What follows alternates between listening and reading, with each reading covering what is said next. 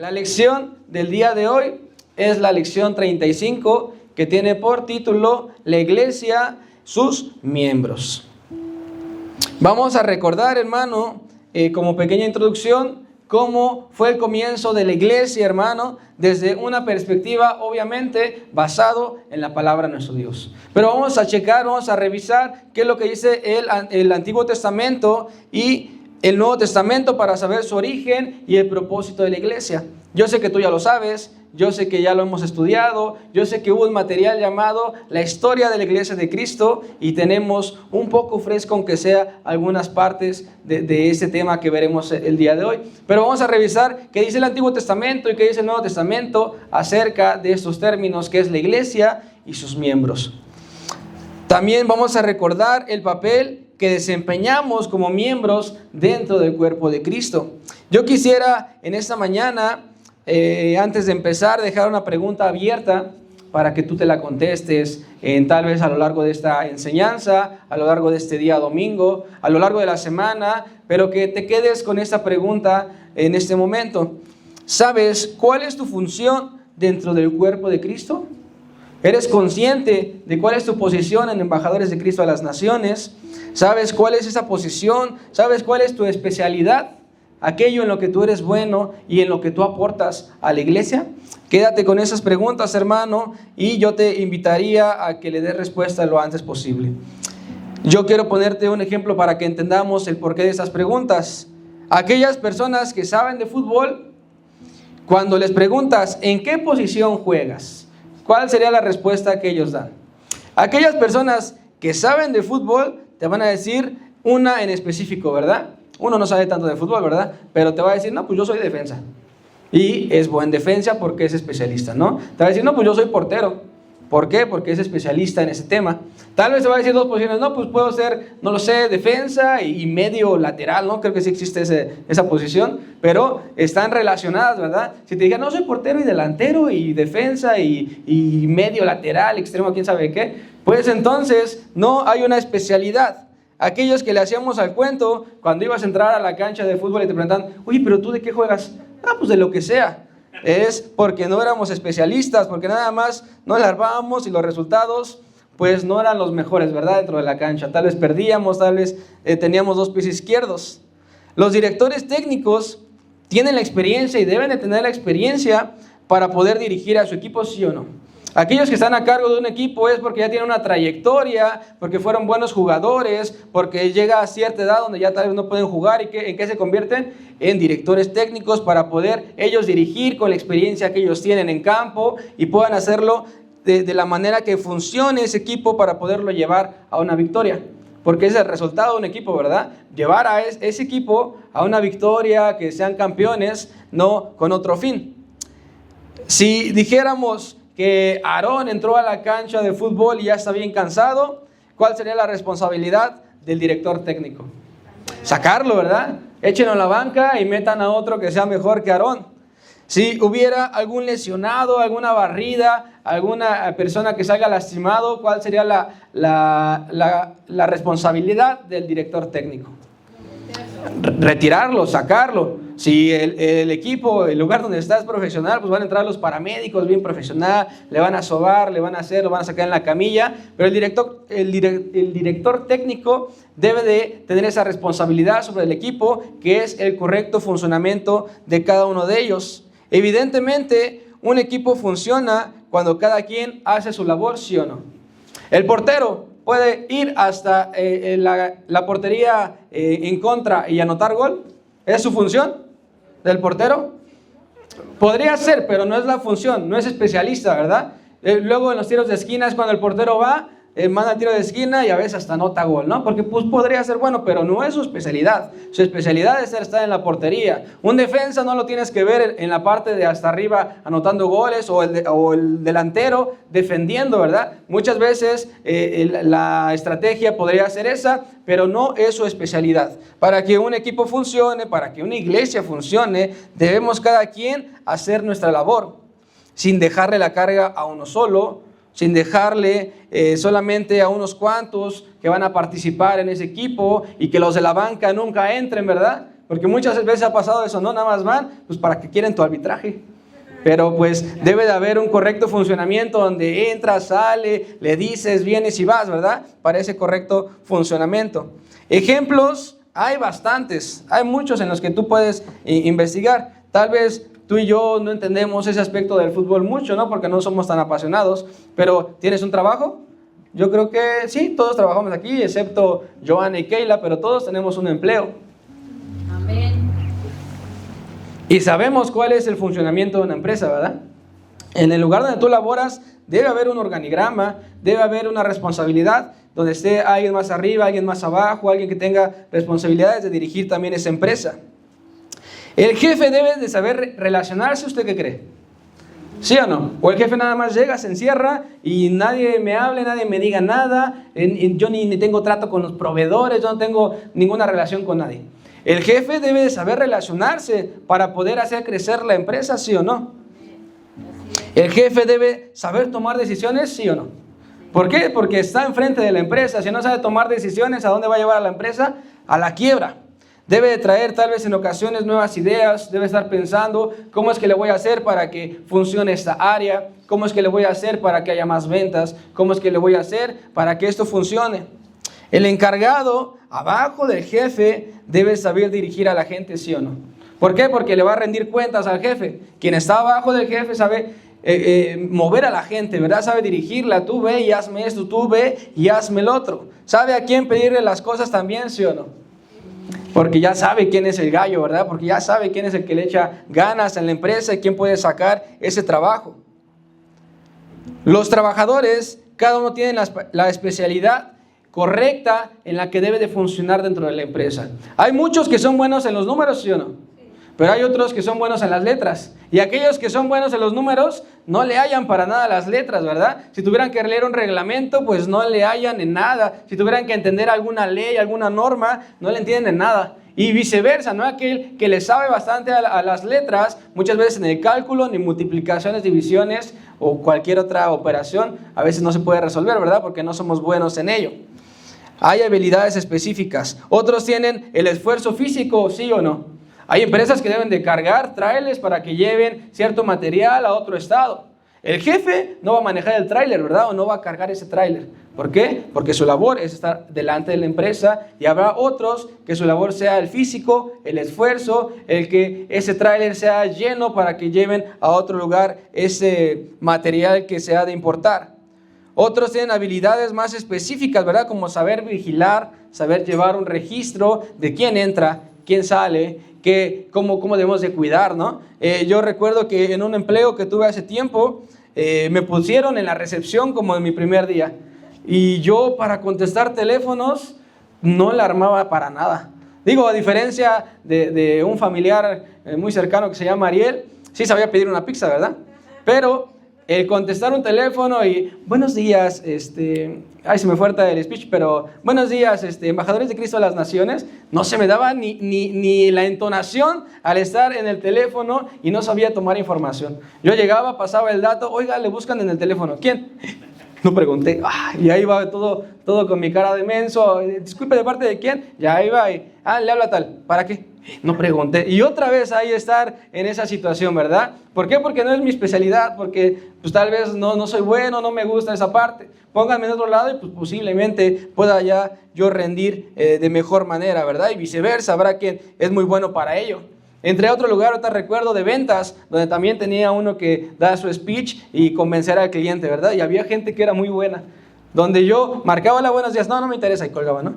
¡Chin! Pero había otros que, hola, buenos días, ¿cómo estás? Me presento, y empezaba a hablar, porque se le da, porque es su especialidad, hermano. Pone a la persona de limpieza a dirigir esa empresa, ¿y qué va a suceder? Pues tal vez no tenga conocimiento de muchas cosas, pero pone al jefe a limpiar tan solo un espejo, ¿y qué va a pasar? ¿Le va a quedar todo chorreado, sí o no? ¿Le va a quedar todo batido el espejo, sí o no? Porque cada uno tiene su especialidad, hermanos. ¿Me estoy dando a entender? Sí. Todos tenemos una posición en el cuerpo de Cristo. La pregunta que yo te dejo esta mañana es, ¿sabes cuál es la tuya? ¿Ya identificaste cuál es tu especialidad? ¿Qué es en lo que tú eres bueno? ¿Qué es en lo que tú rindes fruto? ¿Qué es en lo que tú ayudas y aportas a la congregación, hermano? Quédate con esta pregunta, hermano. Yo quisiera que el día de hoy hubiera una respuesta personal para que hubiera un cambio en nosotros, hermano. Porque si no funcionamos, estamos dejando un puesto vacío. Y como lo hemos dicho, nadie es indispensable. Nadie es indispensable, hermano, pero sí eres muy útil y muy necesario para muchas cosas. Podrá faltar un instrumento y podrán tocar sin él, ¿sí o no? Podrán cantar a capela, ¿sí o no?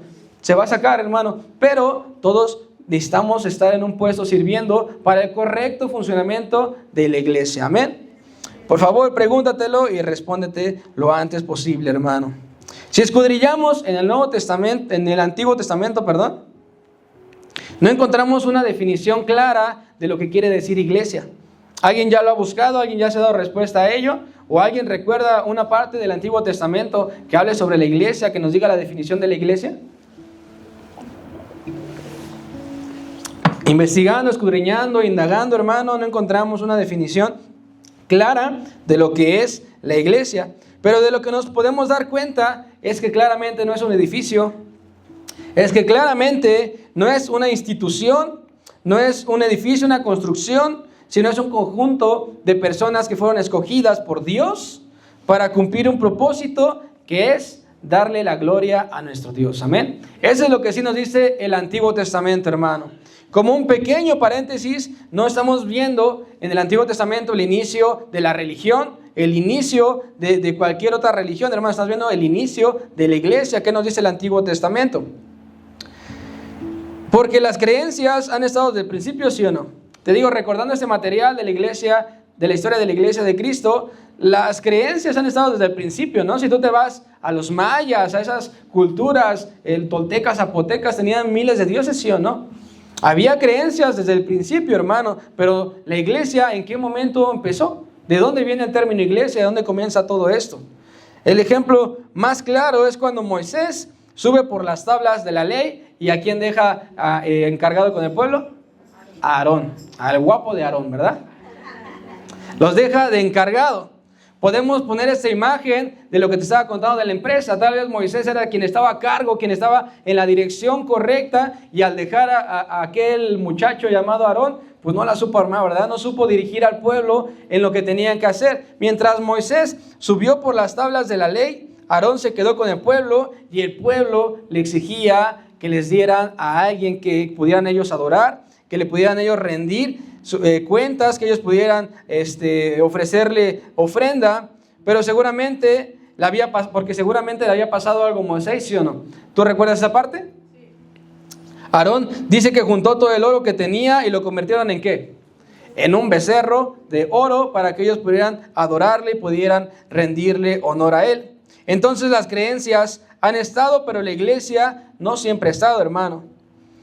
En el Nuevo Testamento no tenemos una definición clara, en el Antiguo Testamento no tenemos una definición clara de la iglesia, pero lo que sí podemos notar, hermano, es que no es un edificio, una institución, hermano, ni mucho menos un edificio como te lo acabo de repetir, hermano, sino que es un conjunto de personas escogidas por Dios para cumplir un propósito que es darle la gloria ¿a quién?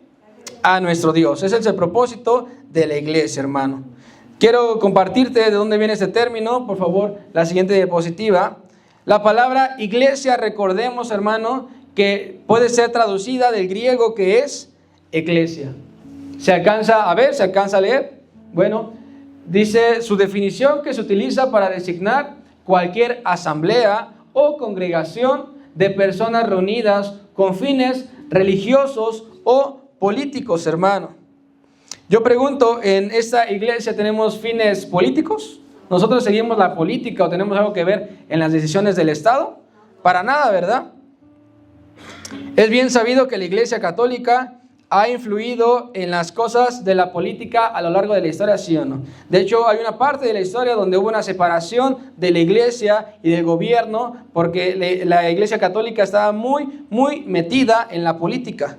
La definición, hermano, nos dice que se utiliza para designar cualquier asamblea o congregación de personas.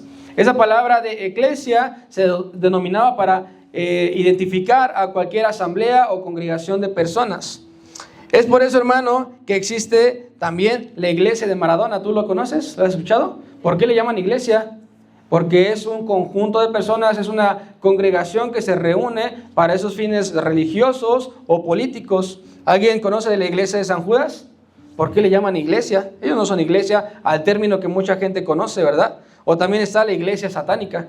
¿Por qué? Porque se congregan con otros fines y entonces se identificaba esta palabra de iglesia a este grupo de personas, hermano. Entonces tú y yo tenemos que tomar también la definición del hebreo, que es la siguiente diapositiva, que es Cajal, que es con K o puede ser también con Q, cualquiera de los dos. En el hebreo es Cajal o con Q igual Cajal. Amén. Esta palabra, hermano, se utiliza para cuando se reunía el pueblo de Israel, y vamos a ir a un ejemplo, pero te voy a leer la definición.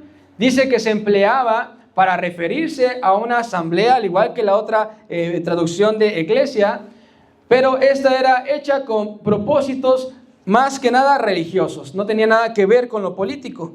Te pediría que me acompañes a Salmos capítulo 22, versículo 22. Salmos capítulo 22, en el versículo 22. Este es un ejemplo de lo que nos habla esta palabra que es Cajal. ¿Ya lo tienes? Síguelo con tu vista porque yo le voy a dar lectura. Dice: anunciaré tu nombre a mis hermanos, en medio de la congregación te alabaré.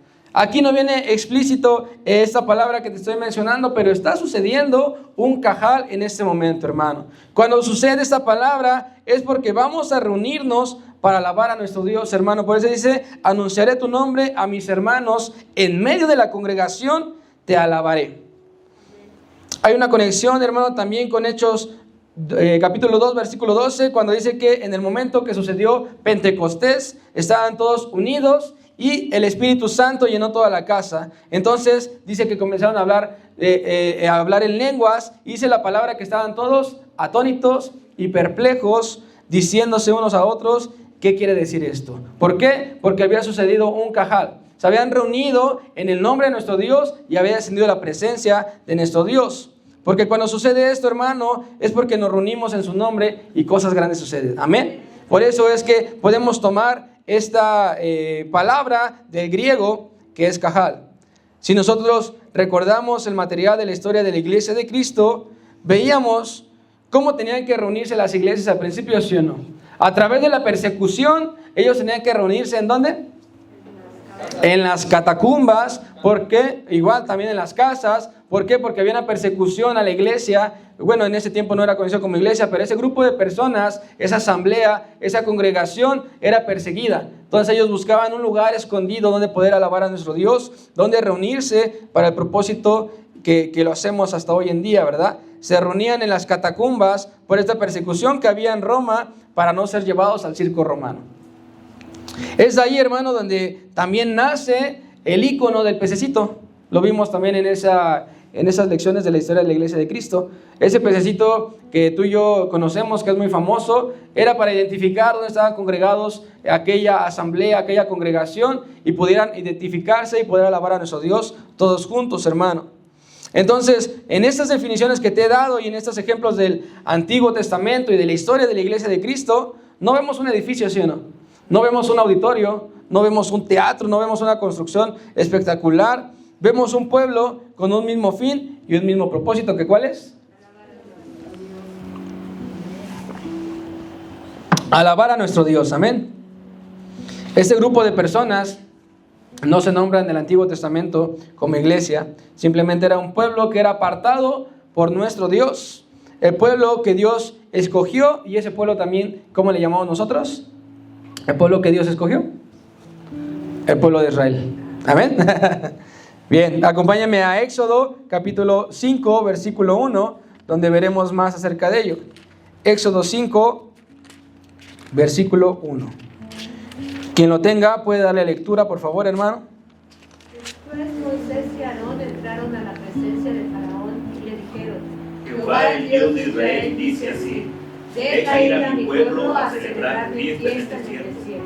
Amén. Aquí podemos ver un ejemplo como no menciona como tal a la iglesia, sino menciona al pueblo para que ellos puedan ir al desierto y hacerle fiesta a nuestro Dios. Tú recuerdas que el faraón tenía en esta cautividad al pueblo de Israel y Moisés fue llamado por Dios para que pudiera liberarlos, pero no dijo deja ir a mi iglesia, deja ir a la iglesia de nuestro Dios, deja ir a la iglesia de Cristo, sino deja ir al pueblo para que celebre fiesta en el desierto. De ahí lo podemos identificar, hermano. Ya había una asamblea, ya había una congregación, pero no era llamada como iglesia.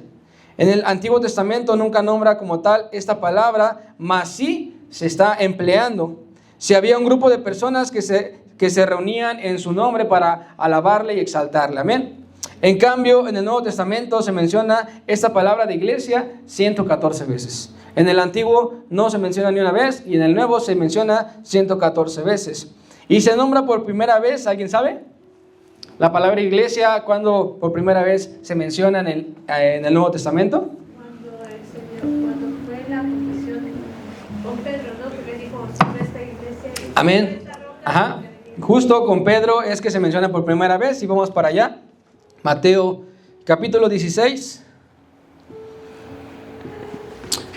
Vamos a darle lectura del versículo 13 hasta el versículo 18. Mateo 16. 13 al 18. Y ahí sí vamos todos, hermano, porque vamos a darle lectura alternado. ¿Ya has llegado? Comienzo yo con el versículo 13. Dice: Viniendo Jesús a la región de Cesarea de Filipo, preguntó a sus discípulos, diciendo: ¿Quién dice los hombres que es el Hijo del Hombre? 14 usted. Ellos dijeron, unos Juan el Bautista, otros Elías y otros Jeremías o alguno de los profetas. Él les dijo: ¿y vosotros, discípulos, quién decís que soy yo? Usted 16, perdón. Respondiendo Simón Pedro dijo: Tú eres el Cristo, el Hijo del Dios viviente. Entonces le respondió Jesús: Bienaventurado eres, Simón, hijo de Jonás, porque no te lo reveló carne ni sangre, sino mi Padre que está en los cielos. El 18. Yo también te digo que tú eres Pedro, y sobre esta roca edificaré mi iglesia, y las puertas del Hades no prevalecerán contra ella. Gloria a Dios. Por primera vez se menciona este término iglesia. Dice: sobre esta roca edificaré mi iglesia. Le está dando esa figura. Pero este anuncio, hermano, que hizo nuestro Señor Jesús, no lo hizo en grande, ¿sí? No lo hizo con espectaculares, no lo hizo tal vez esparciéndolo de boca en boca, no hubo publicidad, en nuestros tiempos serían redes sociales, ¿no? Sino lo hizo solamente a un grupo. ¿Y quién fue ese grupo? A sus discípulos. A sus discípulos les dijo la promesa de que llegaría un momento que habría una iglesia y sería edificada en Pedro. La pregunta sigue siendo: ¿cuál iglesia? ¿A qué se refería? Porque en ese momento ellos no sabían cuál era el término iglesia. No sabían a qué se refería. Porque para este punto aún no se empleaba ese término, hermano. Sabemos que Pedro fue una pieza fundamental y jugó un papel importante porque defendió la fe, porque tomó el llamado, hermano, y predicó la palabra de nuestro Dios. Tú recordarás que en Pentecostés dice la palabra que Pedro se levantó y dio un discurso dando un fruto de ¿cuántas personas? De 3,000 personas. La responsabilidad que él tenía era demasiado grande, ¿sí o no? Sobre ti edificaré mi iglesia era un compromiso bastante grande. ¿Qué te imaginas tú que te lo hubieran dicho a ti? Que te dijeran, no sé, Gustavo, sobre ti edificaré mi iglesia, sobre ti vendrán tantas personas y tú eres el responsable de predicarle a tal pueblo, a tal colonia, a tal lugar. Es una responsabilidad grande, ¿sí o no? Tú eres una herramienta útil para que el evangelismo crezca, hermano. Déjame recordártelo, que tú eres una herramienta muy útil para que este crecimiento en el evangelio crezca. ¿Por qué, hermano? Porque sobre ti se ha depositado un propósito. ¿Tú sabes cuál es ese propósito? Hay un propósito grande, al igual que lo hubo con Pedro, hermano. Sobre ti, hermano, se edificarán muchas personas a las cuales tú debes de predicarles. Tú estás en ese lugar porque debes de predicarle a esas personas las cuales te rodean. Tú eres el que tiene que cumplir ese propósito para que sean muchas personas edificadas en el reino de nuestro Dios, hermano. Así que tú y yo tenemos una responsabilidad grande, así como la tuvo Pedro. La predicación de Pedro fue efectiva, pero Sobre todas las cosas, el reconocimiento no es para Pedro, sino es para ¿quién?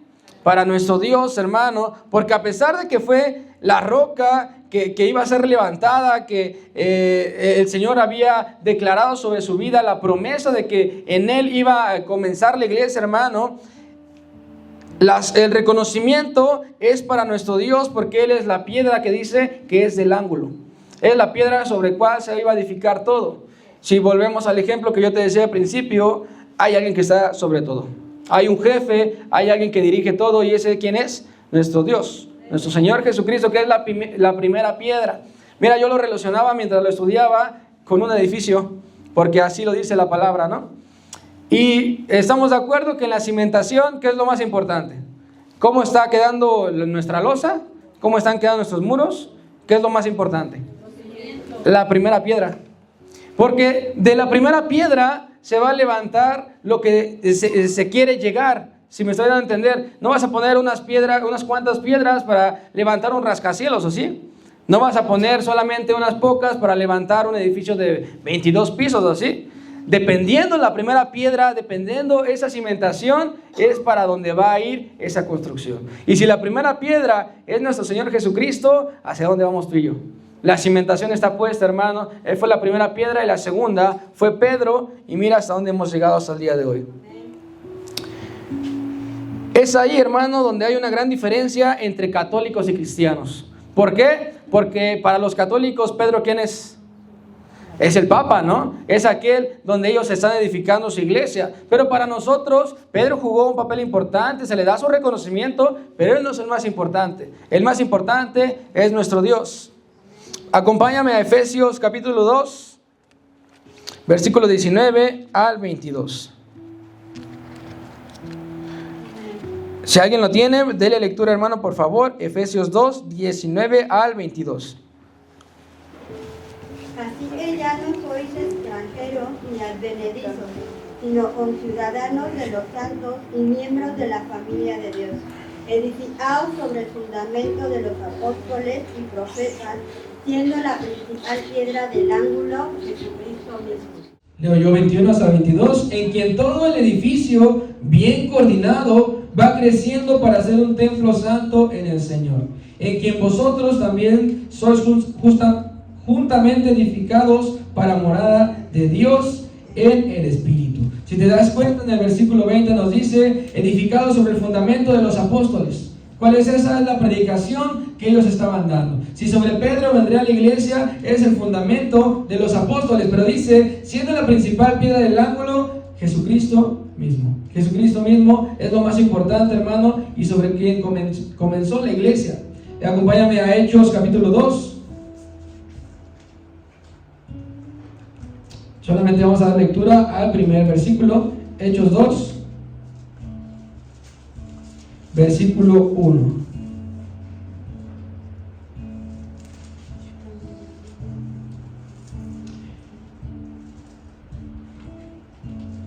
Dice, cuando llegó el día de Pentecostés, estaban todos juntos, unánimes. Recordemos que es el evento que sucedió en Pentecostés. Voy a dar lectura más adelante. Dice, de repente vino del cielo un estruendo como de un viento recio que soplaba, el cual llenó toda la casa donde estaban sentados. Y se les apareció lenguas repartidas como de fuego, asentándose cada uno de ellos, y fueron llenos del Espíritu Santo, y comenzaron a hablar otras lenguas según el Espíritu les daba que hablase, hermano. Dice este pasaje que acabamos de leer, que fueron llenos ¿de quién? Del Espíritu Santo. Y de no haber iglesia, hermano, de ahí salieron iglesias. De haber salido iglesias, comenzaron a ver, y me parece que fueron 14 iglesias la que fuese fruto de ese día de Pentecostés. Si se multiplicaron por otros lados, hasta que llegó, hermano, congregación tras congregación, hermano, de haber salido iglesias, mira hasta dónde hemos llegado. Estamos en el fundamento que es el correcto, hermano. Embajadores de Cristo no hubiera llegado si ese día no hubiera sucedido, si la iglesia no se hubiera fundado de esa manera. Por eso debemos de gozarnos de que haya varias iglesias cercanas. ¿Por qué? Porque no somos competencia. ¿Por qué? Porque no somos diferentes, sino somos un ¿qué? Un solo cuerpo en Cristo. Amén. Había hace tiempo una noticia que fue para mí bastante llamativa, donde la empresa conocida como FEMSA, aquella que tiene a cargo a las tiendas OXXO, tenía como meta construir un OXXO diario en todo el país. ¿Es mucho o no es mucho? Es bastante. O sea, si sacas las cuentas, a lo largo del año son 365 OXXOs creados en este país. Y era una meta bastante grande que ellos habían puesto, y aunque era una meta grande, lo lograron y la sobrepasaron, hermano. Ellos tienen un promedio de construir 1,200 tiendas aproximadamente al año, que si tú la divides son 100 tiendas al mes, y si tú la divides entre los días del mes, ¿cuántas tiendas son al día? Son 3.3 tiendas creadas en un solo día, hermano. Y fue algo que para mí me llamó bastante la atención, porque es algo impresionante, porque no solamente es de que quiero un OXXO ahí, ya, ahora, si no es comprar el terreno, es la construcción, son bastantes cosas las que hay que encargarse. Yo cuando escuché esta noticia y estudiando esto, me imaginaba el Pentecostés de esta manera. Decía, de haber sido iglesias, ¿cómo fue que el crecimiento fue tan exponencial, fue tan grande, que ahora hemos llegado a esto, hermano? ¿Te imaginas que tuviéramos un propósito como iglesia global, mundial, de construir una iglesia al día? Sería una bendición tan grande, porque cada rincón de la tierra estaría cubierta. ¿Para qué? Para predicar el nombre de nuestro Dios a todo aquel que hace falta, que lo necesita, para todos que están afligidos, para todos aquellos que lo necesitan, hermano. Que hubiera un avivamiento tan grande que por días se construyera una iglesia en México, sería una bendición, hermano. ¿Por qué? Porque atacaríamos con mayor precisión a aquellas personas que hace falta que se conviertan para nuestro Dios. Amén. ¿Te imaginas la bendición que tendríamos si las iglesias que están alrededor funcionaran, estuvieran abiertas? Porque muchas de ellas pues están cerradas o hay dificultades, pero ¿te imaginas la bendición de que estuvieran abiertas? ¿Podríamos predicar a los vecinos con facilidad, sí o no? Tendríamos el territorio pues controlado, básicamente porque el Señor nos lo daría toda esta área, hermano. La iglesia creció de una manera impresionante a través de este advenimiento, que fue donde llegó el Espíritu Santo en Pentecostés, hermano. Para Hechos 2 ya éramos conocidos como cristianos. Esto que te acabo de leer se me saltó aquí en mi apunte, pero fue el comienzo de la iglesia como tal, cuando se empezó a reconocer como iglesia en el día de Pentecostés, hermano. Como un dato curioso, sí fuimos llamados como cristianos, pero también de qué otra manera nos conocían en estos pasajes, en el Nuevo Testamento. Los del camino también éramos llamados, ¿verdad? Cristianos, los del camino a la iglesia. El plan del Señor Jesús de entregar su vida tenía que llegar sí o sí, hermano, para que el Espíritu Santo descendiera sobre su iglesia, sobre su pueblo, y funcionara correctamente ese lugar en el que estamos, para que funcionara correctamente este grupo de personas y esta asamblea, esta congregación que hoy el día de hoy estamos, hermano. Porque es una realidad que si el Espíritu Santo no está, ¿funcionaría la iglesia? ¿Tendría sentido que tú y yo nos reuniéramos si el Espíritu Santo no está?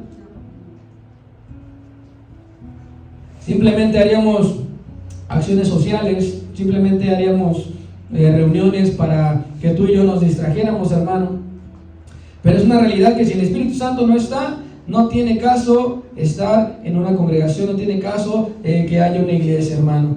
Necesitamos la llenura del Espíritu Santo, del Espíritu de nuestro Dios, para poder servirle y para tener un respaldo en todo lo que hacemos. Porque tú te imaginas que alguien que no está lleno del Espíritu Santo te esté diciendo cómo se hace y qué se debe hacer, y no hay un respaldo en lo que él dice. No tiene sentido, hermano. Por eso es que desde el momento que sucedió este evento, este advenimiento de Pentecostés, cada miembro que es bautizado recibe el Espíritu Santo y es parte de la iglesia. Y nos gozamos, hermano, porque dentro de poco vamos a tener nuevos miembros en esta congregación. Va a haber bautizos, hermano, van a ser llenos del Espíritu Santo y vamos a tener a una familia cada vez más grande. Amén. Eso nos llena de gozo. Acompáñame a Hechos capítulo 1, versículo 8. Un poco atrás de donde estábamos. Le voy a dar lectura. Dice: pero recibiréis poder cuando haya venido sobre vosotros, ¿quién? El Espíritu Santo. Recibiremos poder cuando haya llegado el Espíritu Santo sobre nosotros, porque el Espíritu Santo es quien nos capacita para poder hacer las cosas con un respaldo. Acompáñame a Juan, capítulo 14, versículo 26.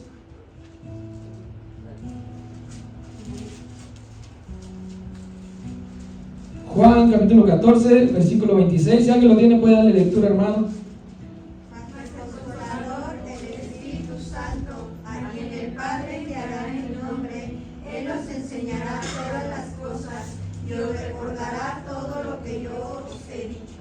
¿El Espíritu Santo qué va a hacer? Recordar todas las cosas. Todas las cosas las recordará el Espíritu Santo. Sería que nos recordaría estas cosas, pero ¿para qué? Para que tú y yo prediquemos, porque Él es nuestro guía, amén. Aquellas palabras que tú has de decir son recordadas por el Espíritu Santo. Porque en tu conocimiento, en mi conocimiento, no llegaremos a nada, hermano. Si tú te sabes la Biblia de memoria, no sirve de nada si el Espíritu Santo no es tu guía, si el Espíritu Santo no está detrás de ti, si el Espíritu Santo no ha descendido sobre ti, hermano. Acompáñame ahora a Gálatas capítulo 5, versículo 16 al versículo 23.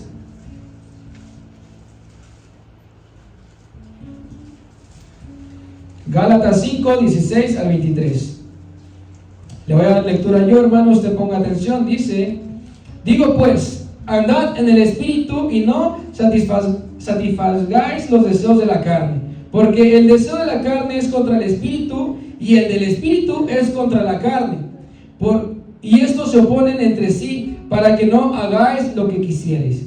Pero si sois guiados por el Espíritu, no estamos bajo la ley.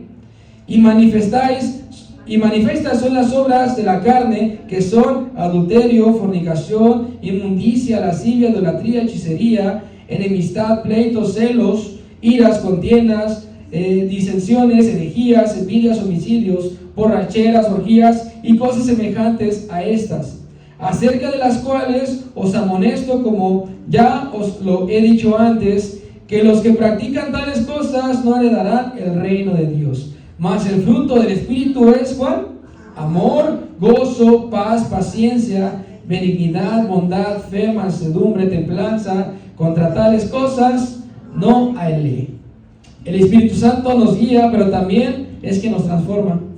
Y lo que acabamos de leer es que un fruto del Espíritu Santo es esto: es que tú reflejes el amor, es que tú reflejes el gozo, que tú demuestres la paz, la paciencia, la benignidad, la bondad, la fe, la mansedumbre, la templanza, porque contra tales cosas no hay ley, hermano. Aquellas personas que se dejan guiar por los deseos de la carne y reciben el Espíritu Santo, hay una transformación, hermano. Tú y yo, cuando llegamos a este lugar y fuimos llenos del Espíritu Santo, debió haber una transformación, hermano, en nosotros. Y lo demostramos a través de estos frutos que acabamos de leer y que acabamos de ver. Por eso es que las predicaciones, las moderaciones, las clases de los jóvenes, de los niños, la alabanza es efectiva cuando estamos llenos del Espíritu Santo. Si no lo estamos, hermano, no es efectivo. Se hace tedioso, se hace aburrido, se hace de otra manera, hermano. Primera de Corintios, capítulo 12. Vamos a dar lectura del 4 hasta el 11.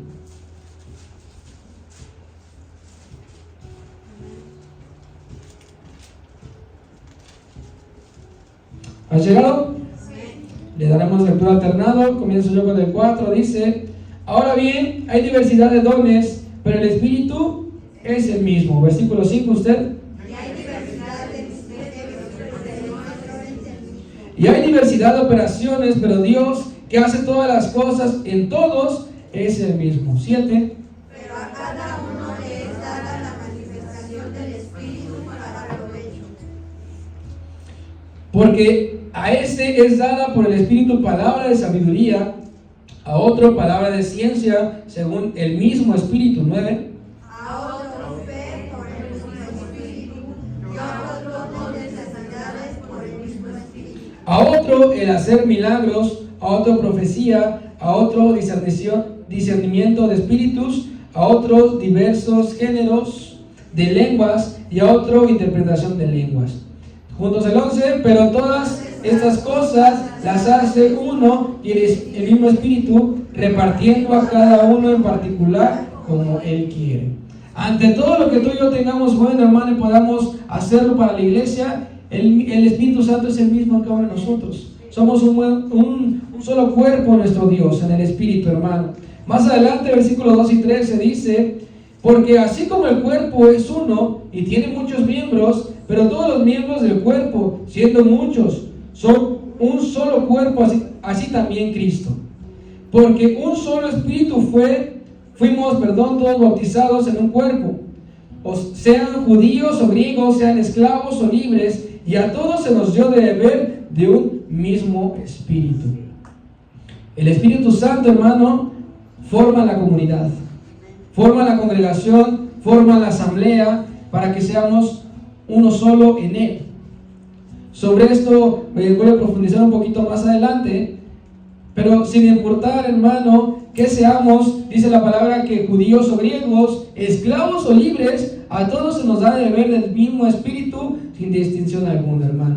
¿Cómo lo entendemos? Que no hay diferencia entre nosotros de raza, no hay diferencia de clase social, porque todos somos un mismo cuerpo y somos iguales ante nuestro Dios, ¿sí o no? Y tenemos el mismo acceso ante su presencia. Hubo en algún tiempo, y tú debes de recordar, una división entre judíos y gentiles, ¿sí o no? Los judíos eran aquellos que eran escogidos como israelitas o que era el pueblo apartado de nuestro Dios. Tú recordarás, hermano, que son la genealogía de Abraham, de Isaac y de ¿quién más? Y de Jacob. Que es tan impresionante, hermano, como su linaje comenzó desde hace miles de años y está vigente hasta el día de hoy. Hay 4 palabras en las cuales podemos definir a este pueblo escogido por nuestro Dios, y una de ellas es escogido, es dispersos, es reunidos y son benditos, hermano. Los gentiles simplemente eran personas lo contrario a los judíos, no judías, no apartadas, el resto del pueblo que no era judío. Eran personas de otras naciones y culturas y creencias distintas al pueblo de Israel. Si tú recuerdas, la iglesia empezó siendo 100% apartada por nuestro Dios, 100% judía. Los primeros cristianos eran parte de este pueblo, hermano.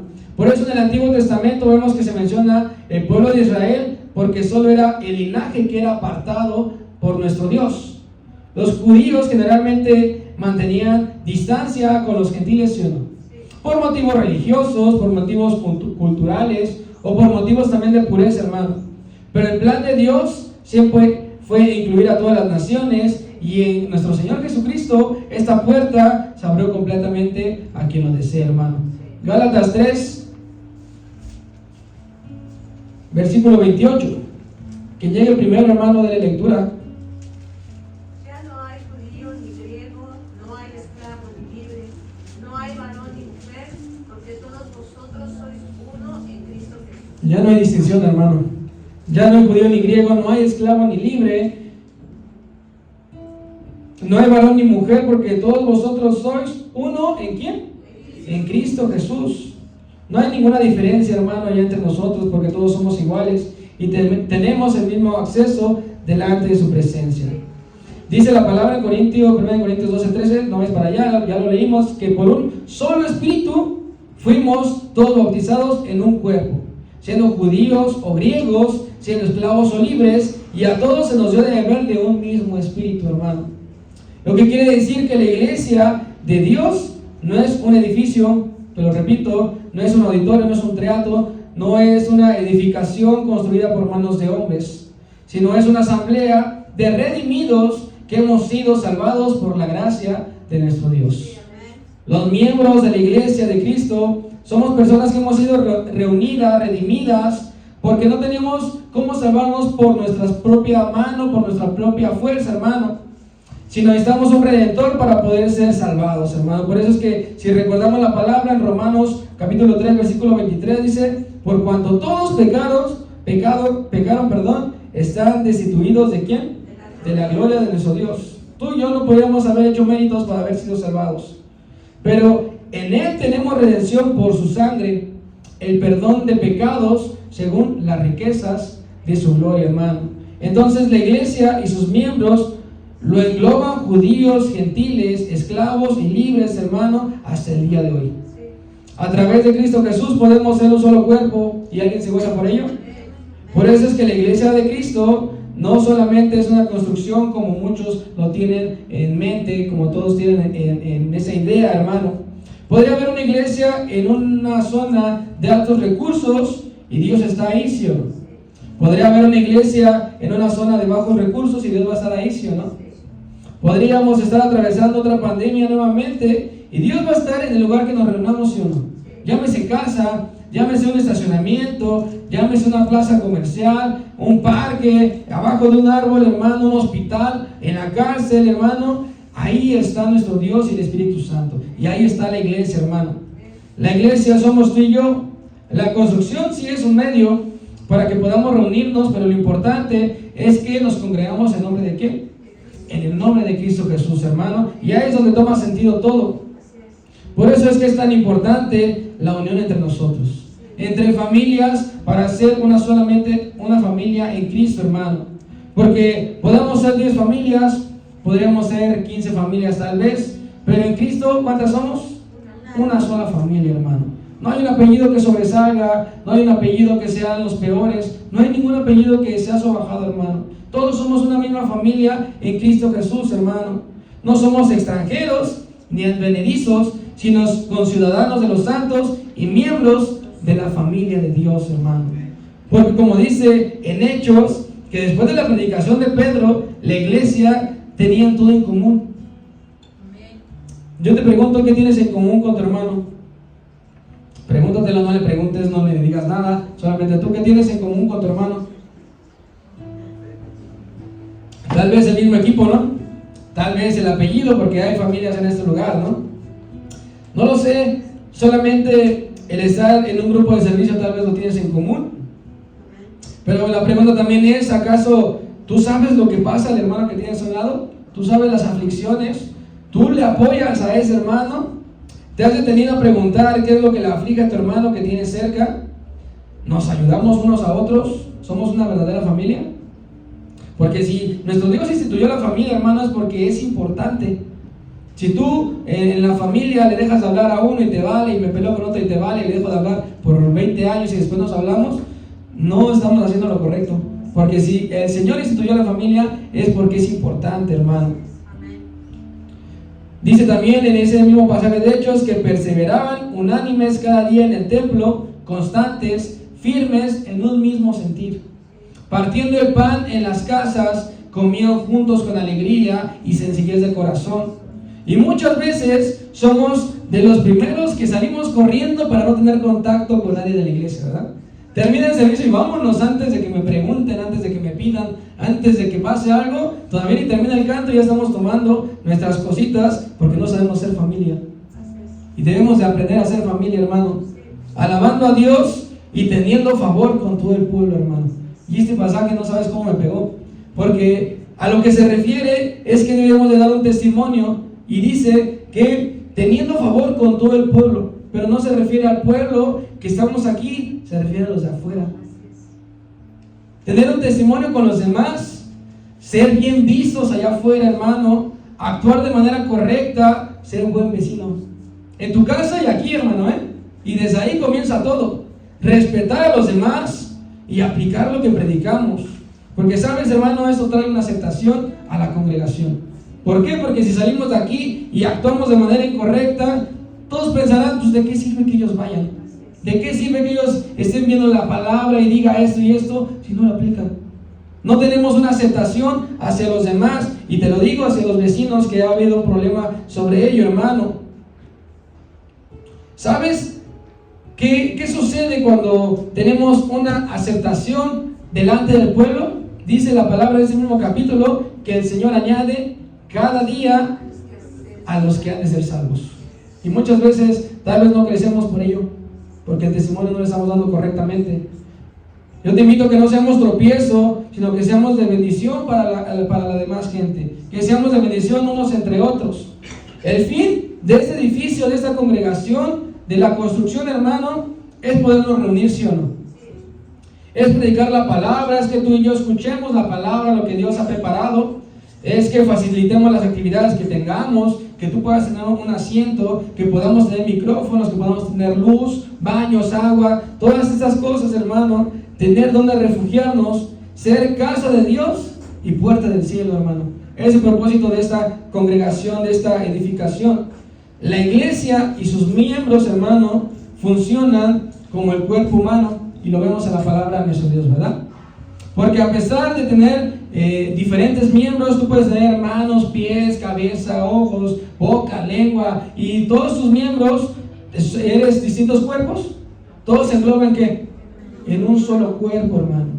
Simbolizando, hermano, que el que dirige todo el cuerpo, ¿quién es? La cabeza de la iglesia, ¿quién es? Nuestro Señor Jesucristo. Él es el principal, Él es el que nos guía, la mente maestra para el correcto funcionamiento de este lugar. Los demás miembros, hermanos, se van desarrollando conforme a lo que Dios quiere.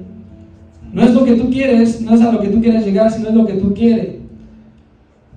Algunos seremos mano, algunos seremos pie, pero a ti no te toca decidir ello, hermano. Para cerrar esta clase, vamos a Corintios, capítulo 12, y le voy a dar lectura yo, hermano, al versículo 12 en adelante, porque aquí nos explica claramente lo que le estoy diciendo en este momento. Primera de Corintios 12, versículo 12 al 31.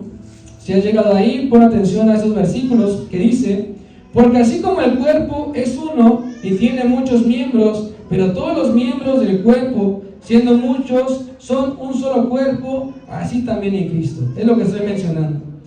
Porque por un solo espíritu fuimos todos bautizados en un cuerpo. Sean judíos o griegos, sean esclavos o libres, a todos se nos dio de beber de un mismo espíritu. Además, el cuerpo no es un solo miembro, sino muchos.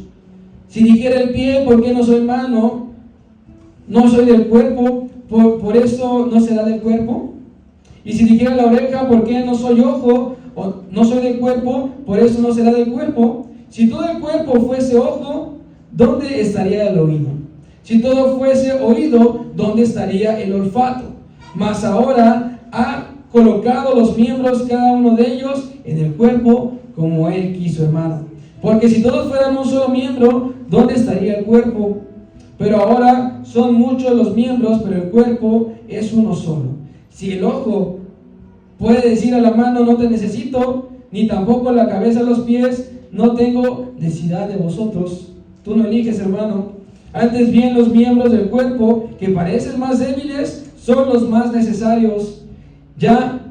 Y aquellos, del cuerpo que no parecen menos dignos, a estos vestimos más dignamente, y los que nosotros son menos decorosos se tratan con más decoro, porque los que en nosotros son más decorosos no tienen necesidad, pero Dios ordenó el cuerpo, dando más abundante honor al que le falta, para que no haya desavenencia en el cuerpo, sino que los miembros todos se preocupen los unos por los otros. Yo le estoy dando la lectura, pero tú le debes dar la interpretación, hermano, No solamente es escucharlo, dice que sí, sino que los miembros todos se preocupan los unos por los otros. De manera que si un miembro padece, todos los miembros se duelen con él.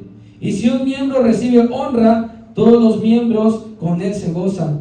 Vosotros pues sois el cuerpo de Cristo y miembros cada uno en particular. Y a uno puso Dios en la iglesia, primeramente apóstoles, hay profetas, los terceros maestros, luego los que hacen milagros, después los que sanan, los que ayudan, los que administran, los que tienen don de lenguas. ¿Son todos apóstoles? ¿Son todos profetas? ¿Todos maestros? ¿Hacen todos milagros? ¿Tienen todos dones de sanidad? ¿Hablan todos lenguas? ¿Interpretan todos? Y mira lo que dice: procurad pues los dones mejores. Tú puedes desear algún don y está bien, hermano, pero el que lo da es el Señor. Dice: mas yo os muestro un camino aún más excelente. Lo que tú deseas, nuestro Dios es aún más excelente de lo que Él desea para ti. Tu esfuerzo y mi esfuerzo se complementan, hermano. Lo que tú sabes más lo que yo sé se complementa. Entre nosotros no debe ni debería de haber alguna competencia. Si tú rindes fruto, hermano, qué bendición y qué gozo me da. Si yo rindo fruto, tú debes de gozarte también. Cuando entendemos esto, hermano, comenzamos a ser una verdadera iglesia.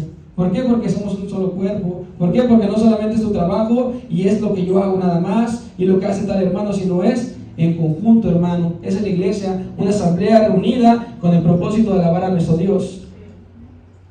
Cuando entiendes la posición y lo valioso que es lo que hacemos, te conviertes en una herramienta útil para las manos de nuestro Dios. Una herramienta, hermano, que rinde mucho fruto.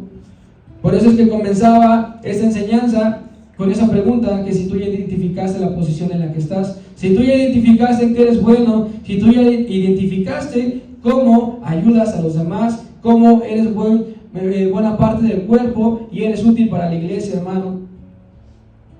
¿Cuál es ese talento, hermano, que es de bendición? ¿Cuál es tu labor en esta congregación? Te ha dado todo esto, hermano, nuestro Dios, para que sea edificación de esta iglesia. Amén.